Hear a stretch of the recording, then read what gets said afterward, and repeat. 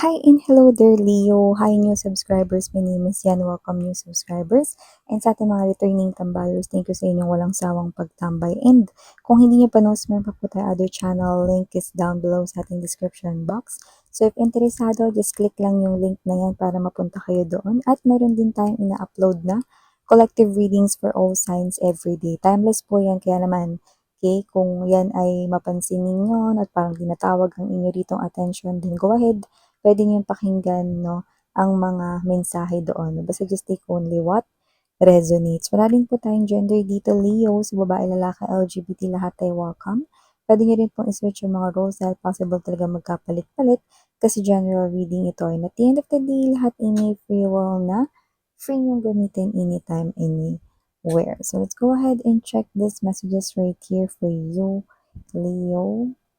Archangel Michael, thank you so much. Together with the angel, guys, can we get messages right here for Leo, please? What does Leo needs to know? Can you please show me?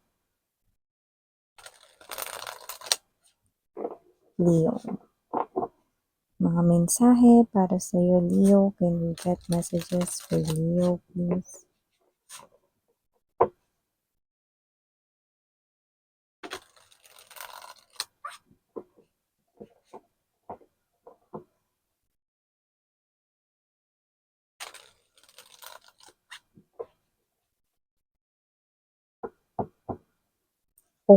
Okay, so let's go ahead and check these messages for you, Leo. So, guys, we do have here the energy of Ace of Cups,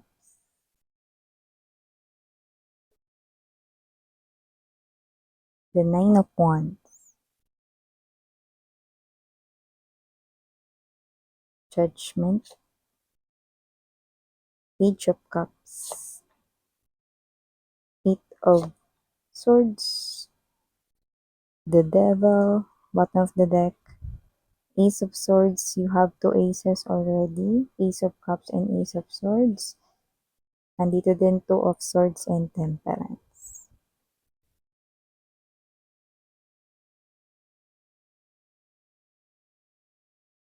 Okay, so mag-ingat sa mga sasabihin dahil maaaring pagsisihan mo ang iyong sasabihin, no? Maaaring meron ka ritong ma-encounter, no, na parang isang situation kung saan posible kang magalit, no? At maaaring yung mga sasabihin mo, no, ay yes, tama naman, yun ay ang tunay mo talagang gustong sabihin, no? Yun yung talagang judgment mo doon sa situation na yun, no?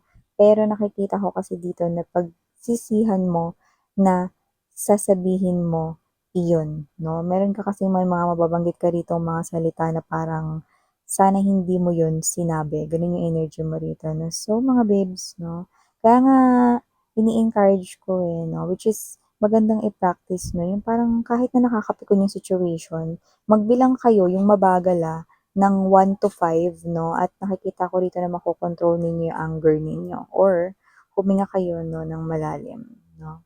Mga 5 din, mabagal 'no, inhale, exhale 'no, para hindi kayo kaagad makapagsalita at makapag-isip pa kayo ng kung ano yung inyong sasabihin. Ako nga minsan 'pag galit na ako, tahimik lang ako, lalo na kapagka yung kausap mo is alam mo na ano, na magkaiba kayo 'no, ng intindi. Kasi hindi ka talaga maiintindihan ng tao 'pag hindi kayo parehas ng isip 'no.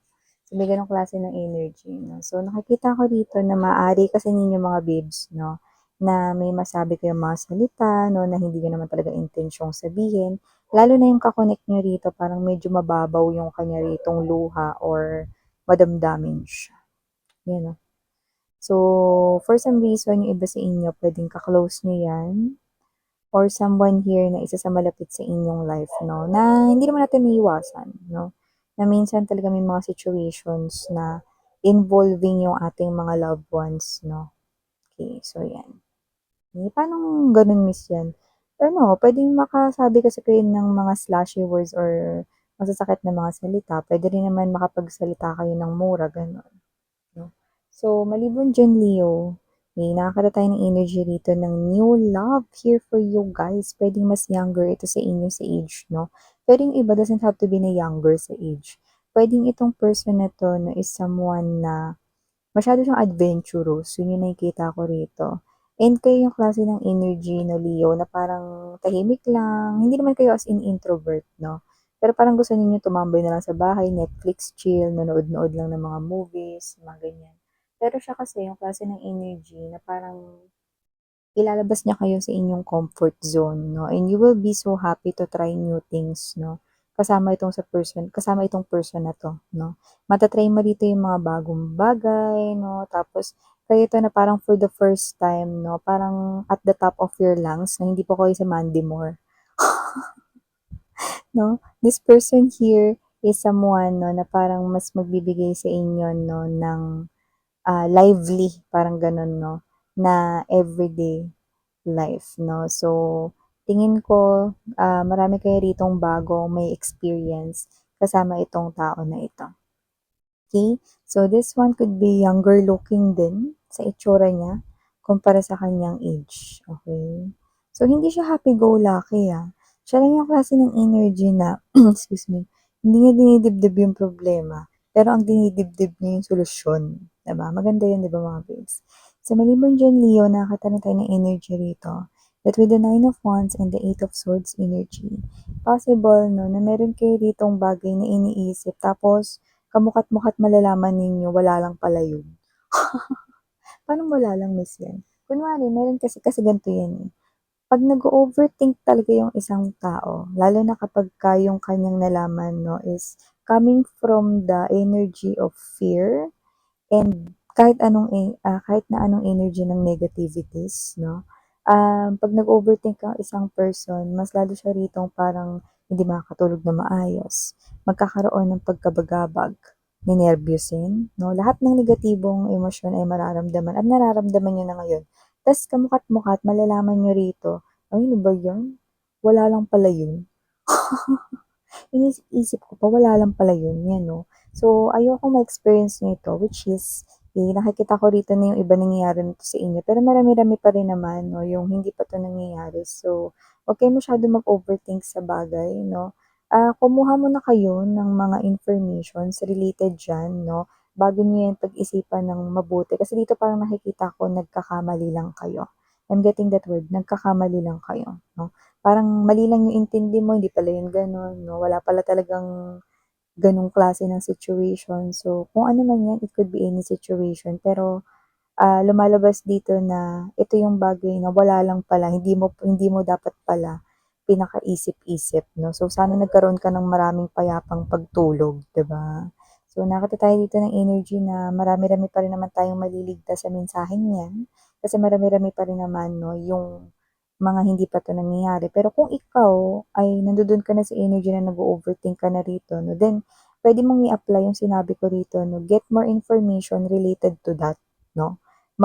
Investigate kayo 'no, magtanong-tanong kayo rito, alamin ninyo yung mga bagay 'no, para hindi na kayo mag-overthink the next day and then the next day 'no, 'yan, para maiwasan niyo na yun.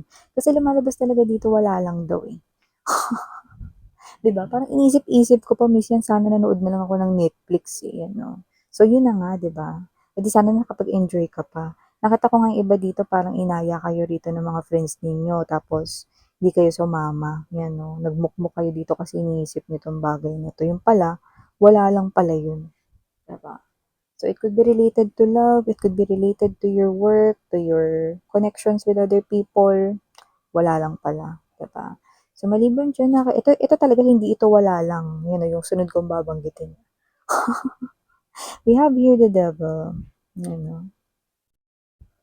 If you have an ex, kahit hindi yung recent mong ex 'no, kahit yung ex mo, one of your exes way back before, okay? This person is coming back 'no. At kung sino man 'tong ex mo na 'to way back before, high chance na third party na someone else ay involved, okay? This person is coming back to you, okay?